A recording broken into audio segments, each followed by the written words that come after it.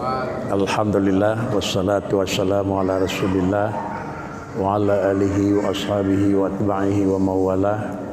Selesai puji syukur kita serahkan kehadirat Allah Subhanahu wa taala. Berikutnya selawat dan salam paripurna kita ikut sertakan ke baginda Rasul Muhammad sallallahu alaihi wasallam, para ahli dan sahabat sekalian, bapak-bapak dan jamaah yang dirahmati Allah Subhanahu wa taala. Pada malam ini kita coba memahami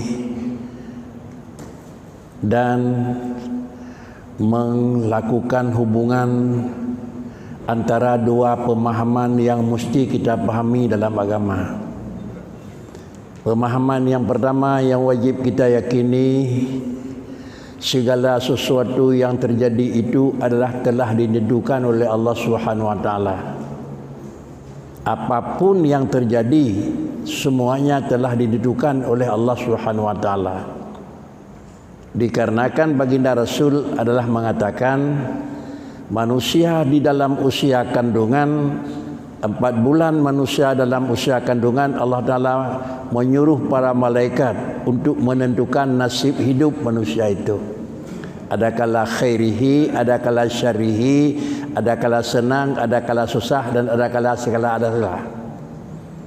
Lalu kemudian juga yang kedua, Allah juga menyampaikan kepada kita sebagai hambanya, man kana yarju liqa'a rabbih falyamal amalan salihah. Kalau kamu wahai hambaku, supaya kamu agak merupakan kesenangan dan kepuasan ketemu dengan aku, kata Allah pada hari kiamat, falyamal, kamu harus bekerja. Kerja apa yang mesti kita kerjakan? Amalan salihah. Di satu sisi Allah menguruh kepada kita sebagai hambanya bekerja, yang kerja itu baik. Di pihak yang lain Allah menentukan apa yang telah akan terjadi permukaan adalah Allah menentukan dalam ilmu azali. Sehingga adalah kita coba kombinasi antara qada qadar dengan usaha dan doa. Qada qadar dengan usaha dan doa bagaimana kaitannya, sehingga kita tidak lepas harus percaya qada qadar, dan kita tidak akan meninggalkan harus ada doa dan harus ada usaha. Dalam ilmu sufi adalah menentukan satu kalimat, ad-du'a'u wal kasbu la yadfa'ul qada wal qadar. Ad-du'a'u wal kasbu la yadfa'u qada qadar. Usaha manusia, doa manusia, artinya usaha dengan barang yang nampak, usaha bil jasad. Dan doa manusia adalah usaha dengan adalah bid-du'ai, usaha dengan anggota, dan usaha dengan adalah dengan sifat dengan doa itu. Dalam kitab sufi ditulis la yadfa'ul qada wal qadar. Usaha dan doa itu tidak sanggup menolak qada qadar. Lalu terpahamlah dalam pemahaman untuk apa juga berusaha, untuk apa juga bekerja. Apalagi kenapa harus kerjakan kepada yang kebaikan? Karena kita nanti akan dimasukkan ke alam syurga. Penentuan syurga dan bukan syurga sudah ada dalam ilmu azali. Kenapa manusia harus berusaha mencari kebutuhan hidup? Penentuan miskin dan kaya sudah ada di dalam ilmu azali.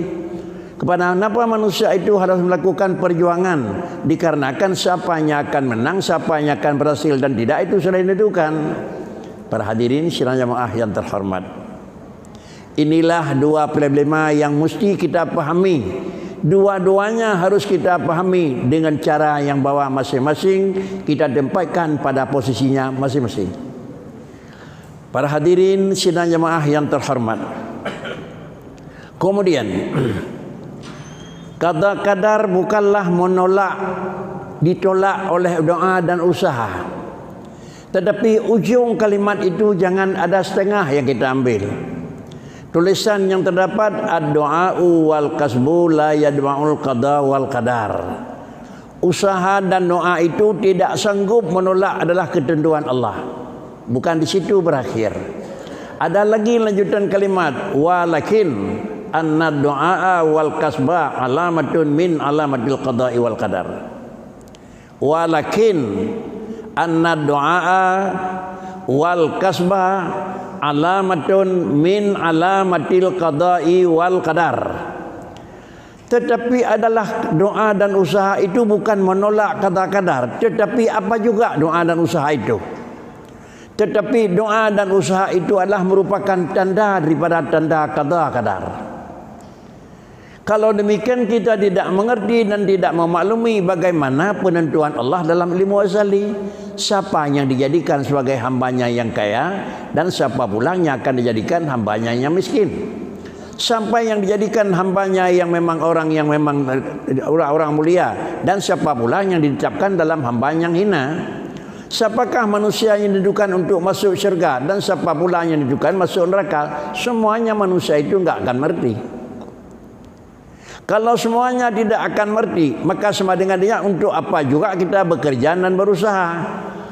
Bapak dan para jemaah yang terhormat, kalimat-kalimat yang telah kita uraikan dan kalimat yang telah kita baca, ad-du'a'u wal kasbu la yadfa'ul qada wal qadar walakin anna du'a wal kasba alamatun min alamatil qada wal qadar. Kita akan membahas qada-qadar itu ada dua.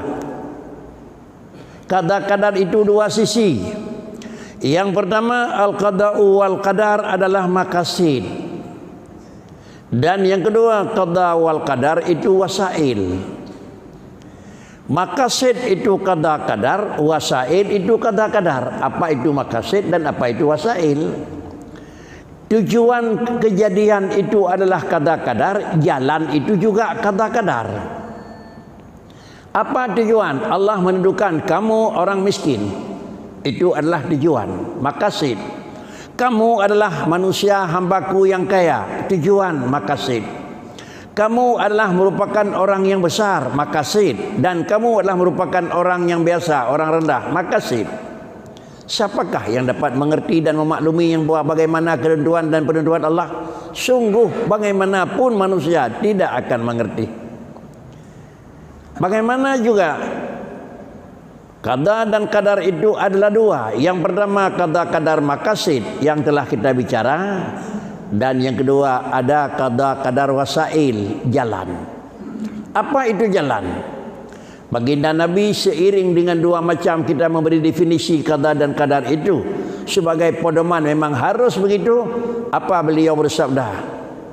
Allah Subhanahu wa taala mewahyukan kepada saya, kata beliau, Allah Ta'ala telah menjadikan seseorang manusia dan Allah Ta'ala pula menjadikan pekerjaan manusia. Apakah barang yang dijadikan itu bagus dan tidak bagus? Allah Subhanahu wa taala menyatakan, kullun, melalui lidah Rasul, muyassirun lima khuliqalah. Kullun muyassirun lima khuliqalah. Ini pemahaman ini adalah wajib kita tahu. Sehingga apabila ini yang menyangkut dengan akidah tidak mengerti, jangan menganggap saya sudah mengerti, jangan menganggap saya sudah tahu. Tetapi bagaimana juga penetapan dan peletakannya masing-masing. Baginda Nabi menyatakan, kullun muyassirun lima khuliqalah. Setiap insan itu, apa yang telah dijadikan untuk dia, posisi senang atau posisi susah, posisi mulia atau posisi hina, posisi yang menyangkut kuat atau posisi lemah, tidak tahu. Tetapi bagaimana juga kita tidak tahu bagaimana tujuan atau kajian itu maqasid. Muyassirul lima khuliqalah. Manusia itu Allah membuka pintu kemudahan. Pintu apa yang Allah buka kepada mereka itu? Bagaimana kita lihat apa yang lebih mudah mereka itu kerja? Apa yang lebih mudah mereka itu usaha? Di mana posisi mereka itu yang lebih tenang mereka? Kalaulah seorang manusia ketenangannya kalau sudah memang ada di tempat maksiat. Ada sebagian manusia baru dapat tenangnya apabila ada pada tempat taat. Manusia baru puasnya kalau sudah mengerjakan ibadah. Dan manusia ada satu kadang-kadang yang baru puas menentukan adalah maksiat. Maka lahir adapun wasail. Yang mudah pada manusia itu apa? Yang mudah pada manusia itu iman dan taat. Ini adalah wasail, ini jalan. Kalau ini yang mudah bagi seorang manusia adalah iman dan taat, maka dengan itu tanda manusia itu Allah menjadikan penghuni syurga. Apa yang mudah pada manusia itu adalah kafir, na'udzubillah, dan maksiat. Kita enggak tahu siapa penghuni neraka, tetapi tanda kita baca. Apa tandanya? Mereka itu yang mudah hidupnya adalah kafir, na'udzubillah. Atau mereka yang mudah hidupnya adalah maksiat. Kalau belum maksiat dia belum puas. Walaupun sedikit tapi harus campur dengan maksiat. Walaupun sedikit harus campur dengan barang yang kotor. Ini tanda mereka ini ditempatkan dalam neraka. Kalau yang mudah bagi mereka itu kafir, ditempatkan dalam neraka adalah itu mu'abbad, tidak akan dikeluarkan. Kalau yang mudah bagi mereka itu maksiat, imannya ada, maka mereka itu ditempatkan dalam neraka, itu muakkad. Lain mu'abbad, lain muakkad. Muakkad tidak akan dikeluarkan sepanjang hari kiamat, tidak akan dikeluarkan dalam neraka. Itu sama dengan orang kafir. Dan yang kedua adalah muakkad, mempunyai waktu setahun, 2 bulan, 3 bulan, 10 tahun, bagaikan penjara menurut kesalahan yang ada di alam negara biasa. Inilah muakkad, artinya punya waktu. Kita orang mukmin tapi asyik. Kita orang mengaku ada Allah tapi kerja salah. Lalu kita mana? Masuk dalam neraka. Berapa lama? Tergantung berapa nilai kesalahan kita pada Allah. Kalau demikian, kita tidak tahu bagaimana Allah telah menjadikan untuk apa kita berusaha dan untuk bekerja. Yang penghuni syurga sudah ditentukan dan juga orang kaya sudah ditentukan. Lalu bagaimana nampak pada kita? Nampaknya seorang itu adalah melakukan iman dan taat. Inilah yang mudah. Maka menandakan dia, ini tanda kata kadar. Bukan ini menolak kata kadar. Bagaimana kata kadar seorang manusia itu penghuni syurga atau neraka? Bagaimana yang nampak pada dia? Yang nampaknya iman dan taat, ini yang nampak pada orang ini. Maka sama dengan ini, barang yang nampak inilah, kerja inilah, usaha inilah menunjukkan kepada bagaimana qada dan qadar. Lalu kemudian mereka ini yang nampak padanya adalah selalu pekerjaan salah, selalu pekerjaan yang mungkar. Maka tanda manusia itu dijadikan untuk apa dulu? Dijadikan dia untuk penghuni neraka. Para hadirin sidang jemaah yang terhormat, kesimpulan sementara, qada qadar itu merupakan satu ketentuan Allah. Dan yang kedua, usaha itu merupakan satu tuntutan Allah Subhanahu wa taala. Manusia, kalau kamu ingin mendapat, kalau kamu ingin mencari, kalau kamu ingin adalah memang dapat ridha saya, kata Allah, falyamal amalan salihan, dengan catatan wala yusyrik bi'ibadati rabbih ahada. Kita harus bekerja. Allah menuntut kita bekerja. Lalu kita nanya, ya Tuhanku, untuk apa saya kerja? Saya dah ditentukan. Bukan adalah kerja saya yang saya tanya pada kamu, kata Allah. Kerja saya jangan kamu nanya, tetapi kamu adalah perintah saya, kamu kerjakan. Itu aja. Apa yang Allah perintah kepada kita? Yang diperintahkan oleh Allah mengerjakan taat, dan yang dilarang Allah Ta'ala meninggalkan maksiat. Itu tukar kamu. Tentu tendah tanya lagi, mengerjakan taat juga itu telah diiradah oleh Allah Ta'ala, dan mengerjakan maksiat itu juga telah diiradah oleh Allah Ta'ala. Iya, persoalan iradah Allah Ta'ala itu bekerja kerja Tuhan. Jangan kita pikir kerja Allah, kita pikir apa yang harus kita kerja oleh kita. Kita dituntut oleh Allah Subhanahu wa taala, ini hak kamu. Jangan kamu tanya apa saya kerja. Jangan nanya kerja apa saya, tapi saya akan kerja kamu apa kamu. La yus'alu amma yaf'al, itu Quran. Tidak pernah Allah Ta'ala dipertanyakan oleh orang lain, tetapi wahum yus'alun, kamu saya nanya. Apa nanya Tuhan? Kami telah perintahkan kepada kamu ini kerja. Sudah kamu kerja? Belum, kamu salah. Ini telah saya perintahkan kepada kamu tinggal. Sudah kamu tinggalin? Belum, kamu salah.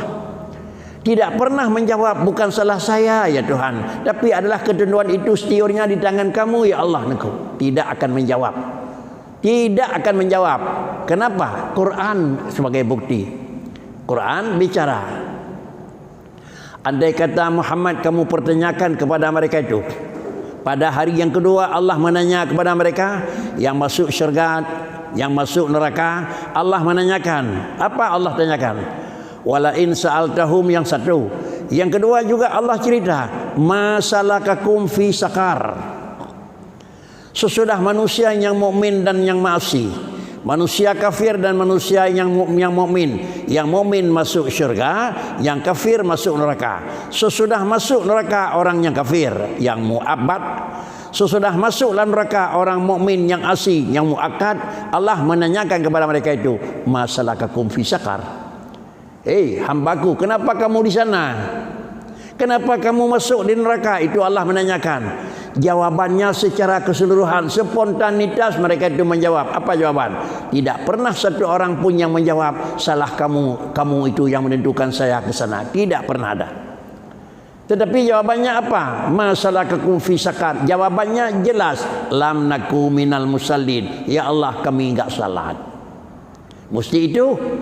Jawaban Allah Ta'ala menyatakan lam naku minal musallin itu menyebutkan, kalau istilah ngajinya, kalau istilah ilmu dalam pelajaran agamanya, zikrul afral la yufidul ikhtisas.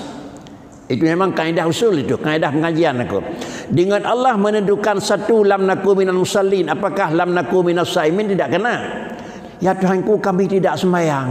Jadi kalau kami tidak puasa, itu pula. Kalau kami tidak zakat, itu pula. Kalau kami enggak mengerjakan taat, itu pula.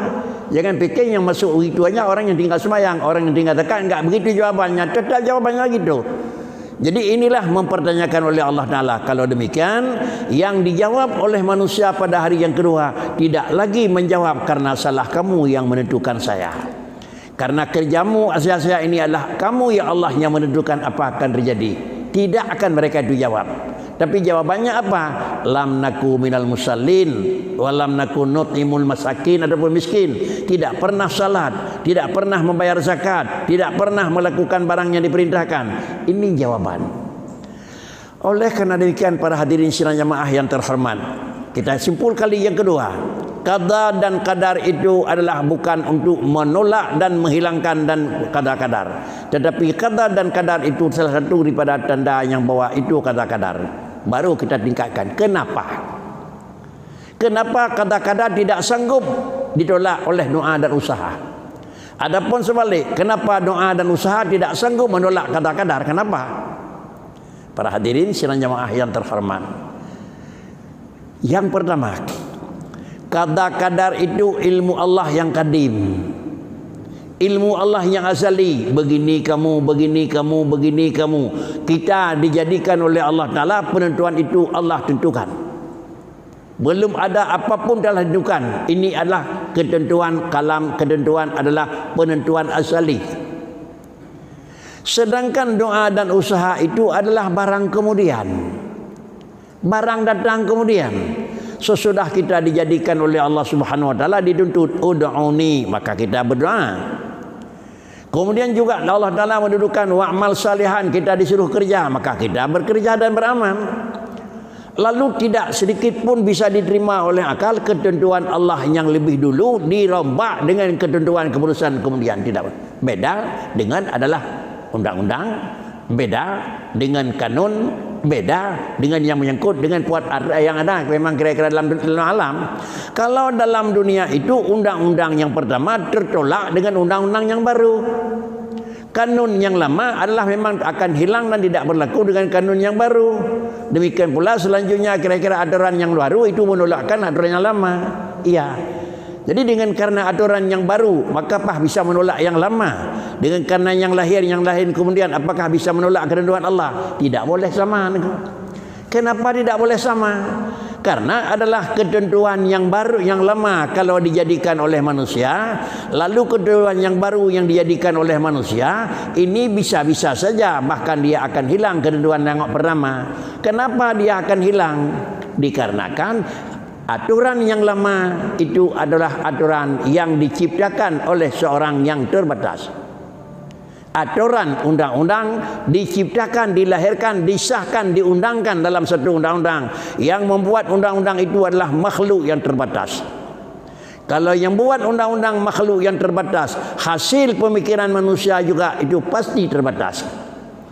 Lalu kalau hasil manusia itu memang pikirannya terbatas, apa yang dihasilkan juga dalam satu kesimpulan pasti juga akan terbatas.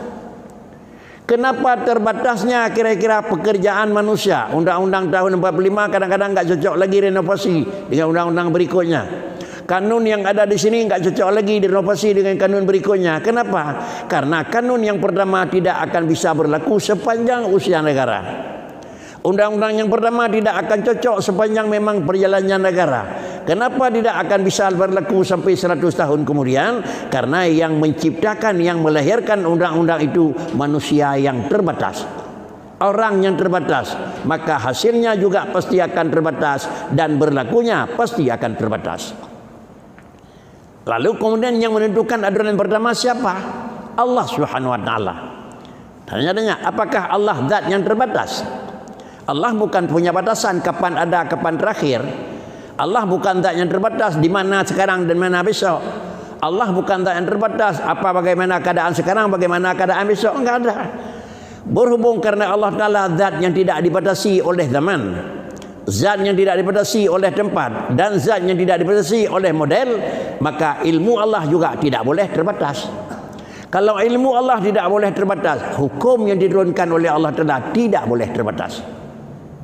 Sehingga jangan ada pemikiran yang bahwa aturan yang dilahirkan oleh Allah Ta'ala dulu tidak sesuai lagi dengan alam maju. Ini pemikiran yang ini adalah jelas-jelas pemikiran yang bertentangan dengan agama. Jelas itu. Kenapa tidak cocok lagi dengan perkembangan dan dengan memang laju dan majunya negara dan majunya dunia? Karena memang agama tetap lagi semula, sedangkan kemajuan Allah alam lari terus. Ya, sepanjang pemikiran biasa, iya. Tetapi kita ingat dulu yang menurunkan aturan aqimus salah 4 rakaat, yang menurunkan secara kira-kira begini zakat, begini jumlah yang dikeluarkan, yang menurunkan aturan kalau kamu pisah dengan suami dengan isteri bagaimana hukum iddah, yang menurunkan kalau kamu ingin kahwin harus ini dengan ini yang bisa. Yang menentukan hukum itu siapa? Yang menentukan hukum itu zat yang tidak punya batas, Allah Subhanahu wa taala yang menentukan. Apabila Allah yang menentukan itu bukan dengan analisa akalnya manusia, tetapi penentuan itu ilmu Allah yang kadim. Kenapa ilmu Allah yang kadim beda dengan ilmu kita? Kenapa hasil kerja Allah yang dengan kerja kita sungguh beda? Karena pada kita ada dua, ada kotor, ada bersih. Ada kotor, ada bersih. Karena bagi kita ada dua, ada lemah, ada kuat. Kita ada dua, ada kecil, ada besar. Kita ada dua, ada mulia, ada hina. Kita ada dua, ada tidak ada. Itu pada manusia. Pada Allah dol. Pada Allah enggak pernah ada dua. Yang ada pada Allah hanya ilmu. Jahil enggak pernah ada pada Allah. Yang ada pada Allah hanya itu adalah yang menyangkut dengan kudrah. Lemah enggak pernah ada pada Allah. Yang ada pada Allah hanya sifat ada, sifat tidak ada, tidak pernah ada pada Allah. Oleh karena demikian para hadirin sidang jamaah yang terhormat, beginilah kita menganalisa sehingga mendapatlah kesimpulan yang bahwa kadar itu penentuan Allah, demikian pula usaha dan doa itu disuruh oleh Allah Ta'ala. Jangan nampak untuk apa kita berdoa dan usaha, penentuan Allah sudah tidak dapat ditolak oleh apapun. Sehingga pada akhirnya kita adalah bukanlah sebagai pedoman yang telah diberikan oleh Allah. Karenanya apa yang terdapat dalam ilmu sufi dan apa yang terdapat dalam ilmu usul harus kita kawinkan dulu. Bahasanya lebih tingkat niku adalah ilmiah sufi, dalam ilmiah urung saleh harus berkawin dengan ilmiah dalam usul. Menyuhan salah niku. Kita cak mentang lagi ilmiah sufi hana tapi dengan ilmiah akidah, maka sama dengan diri sungguh tidak akan tepat. Kenapa tidak akan tepat? Karena itu adalah bahasa sufi itu lain, tetapi pengertian dengan istilah sufi itu juga lain. Karenanya para hadirin sidang jamaah yang terhormat, kalau dalam bahasa sufi adalah tidak ada usaha apapun pada manusia, duduk saja. Tapi dalam bahasa akidah adalah Allah yang bekerja, kita enggak usaha apapun, tapi tidak akan terlepas kita dituntut ada syariat, diturunkan hukum. Apa itu hukum? Kita manusia dan makhluk yang menerima hukum. Apa itu hukum? Hukum itu khitabullah yata'allaqu bi'afalil mukallafin. Hukum itu semacam tuntutan dan tuntunan Allah yang terkait dengan kerja kita. Adakala dia ini mesti kerja, adakala ini mesti tinggal. Ini kerja tidak boleh tidak, tapi ini kerja boleh tidak. Kerja ini mesti dikatakan hukum itu wajib. Kerja ini memang disuruh, tapi boleh kerja boleh tinggal, dikatakan itu adalah perintah sunat. Dilarang ini jangan sekali-kali. Itu dianggap yang bawah itu larangan yang jazim, tidak boleh kapanpun. Dan Allah melarang ini tidak boleh, tapi sebaiknya kalau kamu jangan kerja. Tapi kalau kerja enggak apa-apa, dikatakan adalah hukum makruh. Oleh karena yang demikian, aturan yang diturunkan oleh Allah Subhanahu wa taala tidak pernah akan lapuk dan tidak pernah akan memang pudar. Kita ulangi kembali, kalau demikian jangan ada sedikit pun di dalam punya sanubari, apalagi keluar di mulut. Lam ade be napa lam itu biak bak lidah. Melam ade be megurih kira-kira hana cocok li aturan agama Islam dengan dunia maju. Menyona lam ade inilah bibit nifak akan lahir. Bibit nifak paling kurang. Tetapi pak krikit baik bibit babah hana cocok li perkembangan zaman dengan agama nego. Kadalu agama dengan zaman. Kalau sudah telu agama dengan zaman kan kadalu Tuhan ngalam nego. Aneh sekali. Tetapi apa juga perkembangan zaman adalah tidak mengalahkan karena ketentuan dan hukum Allah Subhanahu wa taala. Tetapi hukum Allah sepanjang zaman maju, sepanjang itu masih kita laksanakan. Cuma kebodohan manusia, seakan-akan zaman yang maju tidak bisa memproses yang bawah hukum Allah Subhanahu wa taala. Kenapa? Quran bicara pada masa akhir Rasulullah hidup, masih dalam melakukan haji wada, Allah menurunkan Al-Quran. Apa Allah turunkan? Al-yawma akmaltu lakum dinakum wa atmamtu alaikum ni'mati wa raditu lakumul Islam madina. Ini merupakan ayat yang terakhir turun Al-yawma akmaltu lakum Muhammad. Pada hari ini segala sesuatu yang menyangkut dengan kebutuhan agama telah sempurna. Tidak ada satu pun persoalan yang memang dengan agama. Bila alam maju yang tidak ada jalan, tidak ada. Kapanpun maju, negara apapun maju, maka pasti dia akan memang cocok dengan agama. Pasti ini kok. Kapan mendapat adalah cocok aturan agama dengan perkembangan zaman, itu adalah harus melihat dengan apa. Kita punya dua, satu punya pandangan hissi, satu punya pandangan maknawi. Pandangan hissi baru kita bisa baca, itu bagus, itu cantik, itu memang menarik. Kalau yang lihatnya itu orang punya mata. Tapi itu cantik, itu menarik dan itu indah yang kita nampain pada orang yang buta. Jawabannya apa? Cantik apa enggak? Tak tahu. Kenapa enggak tahu? Tidak ada kecantikan, tidak ada keindahan. Bukan karena tidak indah, bukan karena tidak cantik, tapi alat melihat tidak ada. Lalu baru nampak yang bahwa Islam dan agama ini benar-benar lebih indah daripada yang lain. Melihatnya apa? Melihatnya harus dengan ilmu iman. Kalau bukan dengan iman melihat, tidak pernah akan nampak. Melihat keindahan Islam bukan dengan iman, bagaikan melihatkan tiang pada orang buta. Sampai kiamat orang buta akan tanya bagaimana warna cat tiang ini, tidak akan tahu. Sampai kiamat akan tanya bagaimana kebersihan dan keindahan agama, tidak akan mereka itu jawab. Bukan karena tidak mengaku, tapi tidak nampak mereka itu lihat. Karenanya para hadirin sidang jamaah yang terhormat, kita akui saja yang bahwa telah dijadikan kadar-kadar oleh Allah Ta'ala dan diperintahkan kita untuk berusaha. Kita masuk saja dalam usaha menunjukkan yang bahwa kita telah memasuk di dalam tanda-tanda bagaimana kadar-kadar. Kesimpulan, apakah kita nak pegang ku asal syurga atau neraka? Tandanya nak bagainya asal nak pegang di Tuhan, innalladzina amanu wa amilus salihat falahum jannatun. Orang beriman dan orang itim amal yang god syurga. Yang Tuhan pegang. Orang yang maksiat dengan orang kafir bakri. Orang yang maksiat kafir dan kemudian orang yang mengerjakan maksiat falahum nar kabih. Buat kafir dan maksiat neraka. So pegang Tuhan. Na ubah barang kajahanan aku. Iman dan taat dan neraka. So pegang Tuhan. Na ubahan aku. Bagaimana juga begitulah Allah menentukan keputusan hari kiamat. Jangan terlena, jangan terpengaruh dengan kata-kata itu satu keharusan bagi Allah. Boleh orang taat masuk neraka dan boleh orang maksiat masuk syurga. Jangan terlena dengan bahasa itu, karena bahasa itu adalah boleh menurut akal, bukan haleh boleh menurut hukum. Allah Ta'ala pada hari kiamat tidak pernah memutuskan hukum dengan hukum akli, tetapi Allah Ta'ala menentukan hukum pada hari kiamat dengan hukum syar'i. Maka karenanya bagaimana Allah menentukan hukum? Mukmin, mukmin, taat, taat, syurga. Kafir, kafir, maksiat, maksiat, neraka. Beginilah kira-kira kesimpulan dalam amalan kita pada hari ini. Dalam pengetahuan mudah-mudahan Pengetahuan ini bisa kita amalkan untuk menetapkan keimanan dan meyakinkan bagaimana ketentuan qada dan qadar. Assalamualaikum.